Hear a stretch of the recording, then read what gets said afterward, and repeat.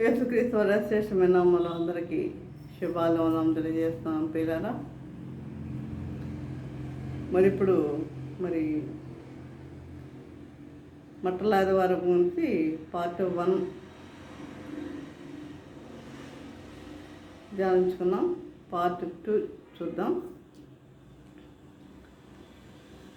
చూడండి, జనసమూహము ప్రభువును వెంబడిస్తూ దావీదు కుమారునికి జయం, దావీదు కుమారునికి జయం, ప్రభు పేరిట వచ్చేవాడు స్తుతింపబడను గాక, సర్వోన్నతమైన స్థలములలో జయమని కేకలు వేశారు. ఎవరు? జనసమూహము ఆయన్ని వెంబడిస్తూ దావీదు కుమారునికి జయం, ప్రభు పేరిట వచ్చేవాడు స్తుతింపబడను గాక అని సర్వోన్నతమైన స్థలములలో జయమని కేకలు వేశారు. హోసన్నా హోసన్నా అని కేకలు వేశారు. హోసన్నా హోసన్నా అని కేకలు వేశారు. హోసన్నా అంటే ఏంటి? ఇప్పుడే మమ్ము రక్షించు, ఇప్పుడే మమ్ము రక్షించు సేవనావు అని అర్థం. అందరూ కేకలు వేస్తున్నారు కాబట్టి వారిలో కొంతమంది కూడా ఊరకని హోసన్నా హోసన్నానికి కేకలు వేశారేమో. ఆ దినమున హోసన్నా అని కేకలు వేసిన వారిలో, హోసన్నాని కేకలు వేసిన వారిలో కొంతమంది వారం తిరగకుండానే హోసన్నా జయం అన్నవారు వారం తిరగకుండానే సిలువేయండి అని మళ్ళీ కేకలు వేశారు. కాబట్టి ఈ విధంగా వేషధారణమైన జీవితాన్ని మనం జీవిస్తున్నామా? వేషధారణమైన జీవితాన్ని మనము జీవిస్తున్నామా అంటే వీరు ముందు రాజుగానే యాక్సెప్ట్ చేశారు. అంటే చూడండి, అప్పుడు ఐగుప్తులో మోషే మరి ఎవరిని? ఇశ్రాయేలీలందరినీ రక్షించాడు కదా. అందరినీ కూడా ప్రభు మోషే ద్వారా మరి ఎర్ర సముద్రాన్ని దాటించి తీసుకుని వచ్చి వారిని కాపాడినట్టు ఆ విధంగా ఇప్పుడు రోమా సైనికులు, రోమా ప్రభుత్వంలో ఉన్నవాళ్ళు అనేక హింసలు పొందుతున్నారు. అయితే ఈ రాజు మనల్ని కూడా అప్పుడు మోషే ఎలా రక్షించాడో వారిని, ఆ విధంగానే ఈ యొక్క రాజు మనల్ని కూడా రక్షిస్తాడు అని వారు అనుకున్నారు. కానీ వీరు ఎలా జరిగింది అంటే హోసన్నా జయం అన్నారు. కానీ ఆ వారం తిరిగేసరికి, పిలాతు ముందు నిలబడేసరికి వారు అదిరిపోయారు. అక్కడ పిలాతు ముందు వారం తిరిగేసరికి పిలాతు ముందు నిలబడ్డాడు. మమ్మల్ని రక్షిస్తాడని ఇప్పుడే రక్షించని అంటున్నారు. హోసన్నా అంటే ఇప్పుడే రక్షించని అర్థం కదా. కాబట్టి మరి ఈ విధంగా పిలాతు ముందు నిలబడేసరికి వారు భయపడ్డారు. అందుకని సిలువ వేసేయండి అని కేకలు వేస్తున్నారు. కాబట్టి పైకి భక్తి గలవారిగా ఉంటూ దాని శక్తిని ఆశ్రయించకుండా ఉంటున్నారు అమ్మ. చాలామంది పైకి భక్తి గలవారిగానే ఉంటున్నారు. చాలామంది పైకి భక్తి గలవారిగా ఉంటున్నారు, కానీ దాని శక్తిని ఆశ్రయించకుండా ఉంటున్నావా? మన ప్రార్థనా మందిరంలో చూడండి, అనేక ప్రార్థనా మందిరాల్లో చాలామంది ఆ విధంగానే ఉంటారు, భక్తిగానే ఉంటారు, కానీ వారు శక్తిని ఆశ్రయించకుండా ఉండేవారిగా ఉంటారు. కాబట్టి జనసమూహము ఆయనతో కూడా పోగా ఆయన దేవాలయంలో ప్రవేశించి, ఈ జనసమూహము ముందు ఈ యొక్క పిలాతు దగ్గర నిలబడక ముందు, అంటే వీరు డైరెక్ట్గా ఎక్కడికి వెళ్ళారు? ప్రభు దేవాలయంలో, యెరూషలేము దేవాలయానికి వెళ్ళినట్లుగా మనం చూస్తున్నాం. జనసమూహం ఆయనతో కూడా పోగా ఆయన దేవాలయంలో ప్రవేశించి క్రయ విక్రయములు చేయవారిని, గువ్వలమ్మవారిని, రోగులు మార్చువారి బల్లలను పడద్రోసి దేవాలయమును ప్రక్షాళనం చేయగా గుడ్డివారును కుంటివారును ఆయన యొద్దకు రాగా ఆయన వారిని స్వస్థపరిచాడు, వారందరినీ తరిమికొట్టాడు, వారందరినీ. కాబట్టి ప్రధాన యాజకులను, శాస్త్రులను ఆయన చేసిన వింతలను, దావీదు కుమారునికి జయమని దేవాలయంలో కేకలు వేయుచున్న చిన్నపిల్లలను చూసి కోపముతో మండిపడ్డారు. ఈ యొక్క ప్రధాన యాజకులు, శాస్త్రులు కేకలు వేయుచున్న చిన్నపిల్లలను చూసి కోపంతో మండిపడుతున్నారు. అయితే వీరు చెప్పుతున్నది వినిచున్నావా అని యేసు ప్రభుని అడిగారు. ఈ రోజుల్లో కూడా కొంతమంది చర్చిలో మౌనంగా ఉంటారు, కొన్ని చర్చెస్లో మౌనంగా ఉంటారు. అంటే వారు చప్పట్లు కొట్టరు, హల్లెలూయా అనరు, చప్పట్లు కొట్టరు. అంటే అలా చెప్పేది అలా వింటూ ఉంటారు అంతే. అంటే కొన్ని సంఘాల్లో ఈ విధంగా ఉంటుంది. కొన్ని సంఘాల్లో మరి వాళ్ళు హల్లెలూయా, ప్రతిదానికి హల్లెలూయా అంటారు, స్తోత్రం అంటారు, చప్పట్లు కొడతారు. అయితే ఇక్కడ మరి చప్పట్లు కొట్టకూడదు, హల్లెలూయా అనకూడదు అని రకరకాలైన సిద్ధాంతాలు చెప్తారు. ఇలానే ఒక సంఘంలో ఒక విశ్వాసి ముందు వరుసలో కూర్చుండేవాడు. పాస్టర్ గారు చెప్పిన ప్రతి దానికి ఆయన హల్లెలూయా హల్లెలూయా అనేవాడు. ప్రతిదానికి ఆయన హల్లెలూయా అనేవాడు. అయితే ఆయనకు ఇలా హల్లెలూయా అని చెప్తే ఇష్టం ఆయనకి.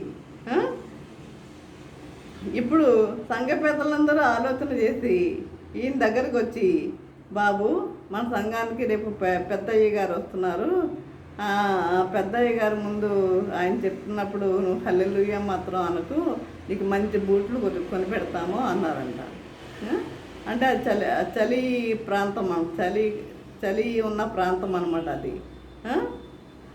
కాబట్టి మంచి బూట్లు కొని పెడతాము అంటే సరేలే చెప్పనులే అన్నాడంట ఆ విశ్వాసి. చెప్పనులే అన్నాడంట. అయితే ఇక ఆదివారం వచ్చింది, పెద్దయ్య గారు వచ్చారు, ఆయన వాక్యం చెప్తున్నారు. ఆయన వాక్యం చెప్తుంటే ఈయనలో టెన్షన్ పెరిగిపోతుంది. ఆయన హుషారుగా చక్కగా వాక్యం చెప్తుంటే ఈయనలో టెన్షన్ పెరిగిపోతుంది. హుషారుగా చెప్తున్నాడు ఆయన. ముందు వరుసలో కూర్చున్న ఈ విశ్వాసి ప్రసంగం వింటూ హల్లెలూయా అనడం ఆపుకోలేకపోతున్నాడు. బూట్లు ఉంటే ఏమి లేకపోతే లేమి, నేను మాత్రం హల్లెలూయా చెప్పేస్తానని చెప్పి హల్లెలూయా అన్నాడంట. కాబట్టి ప్రభునందు ప్రియులారా, దేవుని స్తుతించడం, చప్పట్లు కొట్టడం, హల్లెలూయా చెప్పడం, అన్య భాషల్లో మాట్లాడడం తప్పేమి కాదు. చాలామంది చర్చస్లో చప్పట్లు కొట్టరు, హల్లెలూయా అనరు, స్తోత్రం అనరు. కనుక మరి హల్లెలూయా చెప్పడం, అన్య భాషల్లో మాట్లాడడం తప్పేం కాదు, వాక్య విరుద్ధమేమీ కాదు. పరిసయ్యుల్లాగా ఊరుకోమని చెప్పడం సరికాదు, చెప్పకు అని అనటం సరికాదు. వాళ్ళు ఏమంటున్నారు, చిన్నపిల్లలు చెప్తుంది వింటున్నావా అని యేసు ప్రభుని అడుగుతున్నారు. కాబట్టి ప్రభు సువార్త ప్రకటించడం మానుకొని మీరు ఊరుకుంటే ప్రభు ఏమన్నాడు, మీరు ఊరుకుండిన ఎడల ఈ రాళ్ళు కేకలు వేయనని ప్రభు వారికి సమాధానం ఇచ్చాడు. మీరు ఊరుకుండిన ఎడల ఈ రాళ్ళు ఏం చేస్తాయంట, కేకలు వేస్తాయని చెప్పి ప్రభు వారికి సమాధానం ఇచ్చాడు. ప్రభు సువార్త ప్రకటించడం మానుకొని మీరు ఊరుకుంటే ప్రభు రాళ్లను పూజించే వారిని లేపి ఆయన సువార్తను ప్రకటించుకుంటాడు. ఎవరిని పూజించే వారిని, రాళ్లను పూజించే వారిని లేపి ఆయన సువార్తను ప్రకటించుకుంటాడు. చర్చెస్లో కూడా చూడండి, ఎవరన్నా మానుకున్నా, ఎవరన్నా వెళ్ళకపోయినా ఇంకొకరిని లేపుకుంటాడు దేవుడు. తన సువార్తను చెప్పడానికి ఇంకొకరిని లేపుకుంటాడు. కాబట్టి నేను లేకపోతే మందిరం ఏం లేదు, నేను లేకపోతే అది లేదు, ఇది లేదు, నేను లేకపోతే అనుకునేవాళ్ళు అనేక మంది ఉంటారు. అలా అనుకోవాల్సిన అవసరం ఏం లేదు. ఎవరు లేకపోయినా దేవుడు తన కోసం తన బిడ్డలను లేపుకుంటాడు. ఒకరు అంతే ఇంకొకరిని లేపుకుంటాడు. కనుక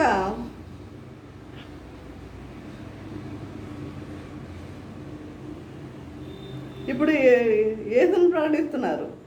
చూడండి, ఆచార్య ఆర్ఆర్కే మూర్తి గారు ఒక బ్రాహ్మణుడు, మనకు తెలుసు ఆయన బ్రాహ్మణుడు.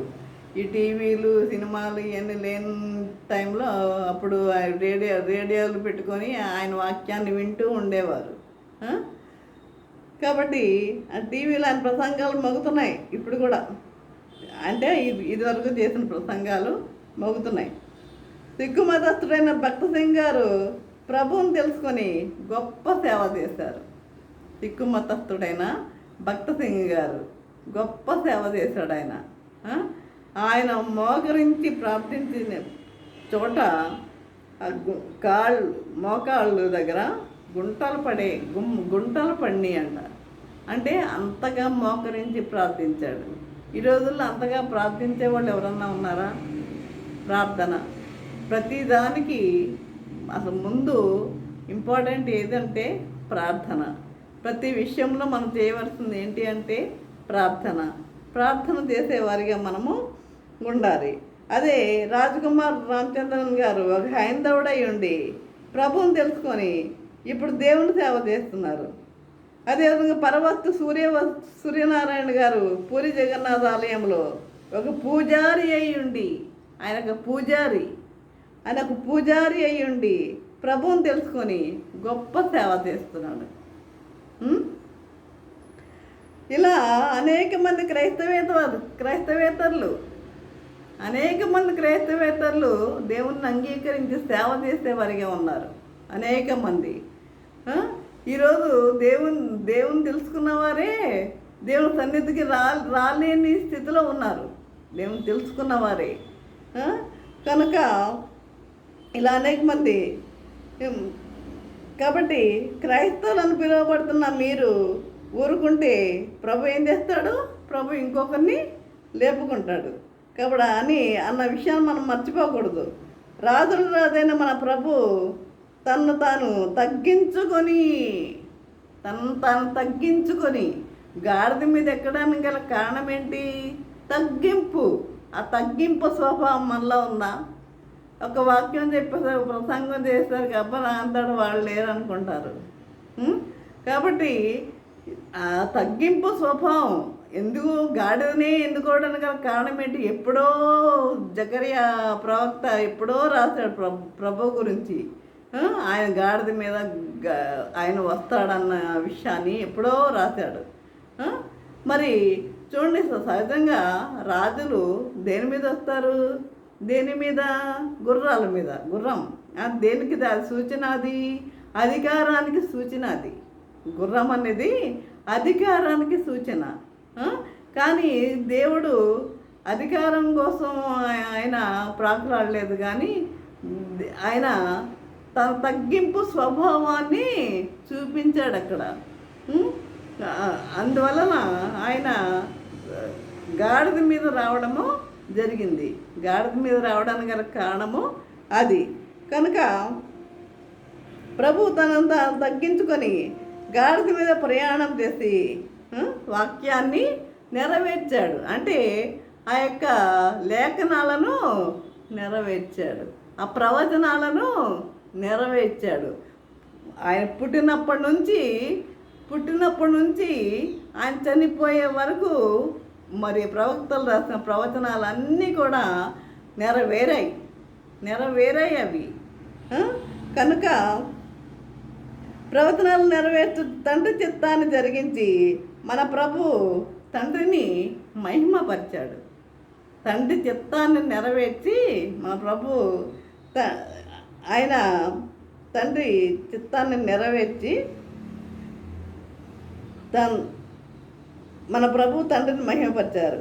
ఆయన వలె మనము కూడా ఈ లోకంలో దేవుని చిత్తాన్ని నెరవేర్చాలని, ఆయనను గూర్చి సాక్ష్యం ఇవ్వాలని, మౌనంగా ఊరుకోక సిగ్గుపడక ప్రభువుని గూర్చి ఇతరులకు ప్రకటించాలని. మౌనంగా ఉండొద్దు, సిగ్గుపడొద్దు, దేవుని వాక్యం ప్రకటించడానికి సిగ్గుపడే వారిగా ఉండకూడదు. ఎక్కడ ఎక్కడ పిలిస్తే అక్కడ వెళ్ళి దేవుని వాక్యాన్ని మనం ప్రకటించే వారిగా ఉండాలి.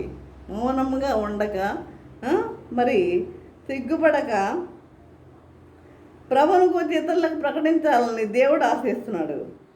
కాబట్టి ఈ విధంగా ప్రతి ఒక్కరు కూడా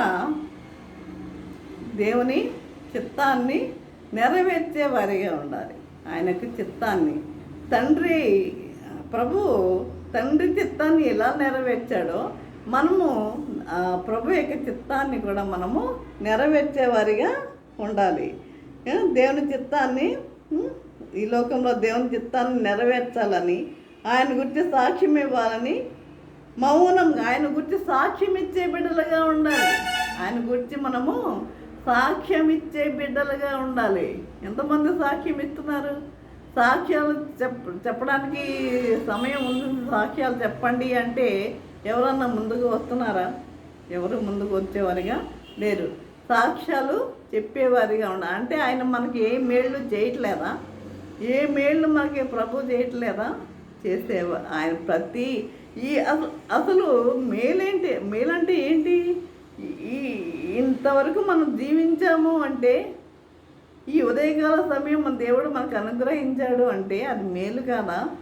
ఈ టైంలో అనేక మంది గతించిపోయిన వారు ఎంతమంది లేరు? మరి ఈ మేళ్ళ గురించి కూడా సాక్ష్యం ఇవ్వచ్చు కదా. మరి ఆ విధంగా మేలు అంటే ఏం మేలు? ఏదేదో ఉద్యోగాలు రావాలి, లేకపోతే మీ యొక్క బిడ్డలకు వివాహాలు అవ్వాలి, లేకపోతే బిడ్డలకు సంతానం కలగాలి, ఈ ఇల్లు కట్టుకోవాలి, పెళ్ళిళ్ళు చేయాలి. ఇదే మేలు అంటే మనం ఇంతవరకు బ్రతికి ఉన్నామంటే అది మేలు కదా. ఎంతమంది మరణించి ఉన్నారు? ఈ టైం చూడకుండా మరణించిన వారు ఎంతమంది ఉన్నారు? కనుక మనం ఏం చేయాలి? మనం ఆయన గురించి మనము సాక్ష్యం ఇచ్చేవారిగా ఉండాలి. ఆయన గురించి మనము సాక్ష్యం ఇచ్చేవారిగా ఉండాలి. ఏదో వచ్చి పాటలు పాడేసేసి, ఒక పాట పాడేసేసి, మరి బైబిల్ చదివేసి వెళ్ళిపోవడం కాదు. మన దారిని మనం వెళ్తాం కాదు. దేవుని గురించి మనం సాక్ష్యం చెప్పేవారిగా ఉండాలి. దేవునికి అనేక చోట్ల మనము దేవుని వాక్యాన్ని మనం ప్రకటించేవారిగా కూడా ఉండాలి. తప్పేం లేదది. కనుక ఈ విధంగా ఆయన యొక్క సాక్ష్యానికి వచ్చి సిగ్గుపడక ఊరుకోక ఇతరులకు ప్రకటించాలని దేవుడు ఆశిస్తున్నాడు. కాబట్టి అట్టి కృప దేవుడు మనకి అనుగ్రహించును గాక. ఆమెన్. ప్రార్థన చేసుకుందాం. పరిశుద్ధుడా, ప్రేమగల తండ్రి, నీ పరిశుద్ధ పాదము స్తోత్రం దేవా. ప్రభా తండ్రి, ఇందులో నేను ప్రభా నీ వాక్యం ద్వారా తండ్రి మాతో మాట్లాడిన విధానం బట్టి నాయన మీకు వందనం తెలియజేసుకుంటున్నాము తండ్రి.